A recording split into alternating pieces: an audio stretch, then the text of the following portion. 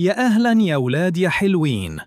أنا جدكم حكيم، وجيت لكم النهاردة بحكاية جديدة فيها حكمة هتخلي قلوبكم منورة. يلا عودوا حواليا واسمعوا الحكاية معايا. في مدرسة جميلة كان فيه ولد لطيف اسمه كريم. كريم كان دايماً بيحب يحفظ الأسرار، بس ما كانش فاهم إن مش كل الأسرار شبه بعض. في يوم مامة كريم قالت له: اسمع يا بطل، بكرة عيد ميلاد بابا وهنعمله مفاجأة، بس خليها سر. كريم فرح جدا، وكل ما يفتكر السر يضحك ويقول: واو، بابا هيطير من الفرحة. ده كان سر حلو، سر يفرح القلب. لكن بعد كام يوم حصل موقف تاني.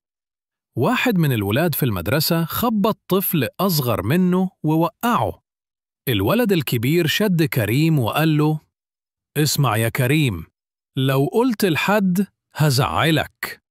قلب كريم اتقبض وخاف، وبقى كل ما يفتكر السر يبقى زعلان وقلقان. بليل قعد كريم ساكت. مامته لاحظت وقالت: مالك يا حبيبي؟ كريم اتردد شوية، بس افتكر إن مامته بتحبه ومش هتسيبه، فقال لها كل اللي حصل. مامته حضنته وقالت بحنان: بص يا كريم، في أسرار لو قلناها نفرح، دي أسرار حلوة، وفي أسرار تزعلنا وتوجع قلبنا، دي أسرار وحشة، ولازم نبوح بيها للي بنثق فيهم عشان يحافظوا علينا ويحلوها. بابا راح المدرسة وتصرف مع المدرسين، والطفل اللي اتخبط اطمن، وكريم حس إنه بطل لأنه اتكلم. ومن يومها كريم بقى لما يسمع أي سر يقول: السر ده يفرح ولا يزعل؟ لو يزعل هقوله لبابا وماما فوراً. وخلصت حكايتنا يا ولاد.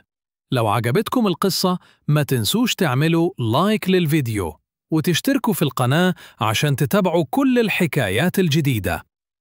أنا جدكم حكيم، وبحبكم كلكم من قلبي.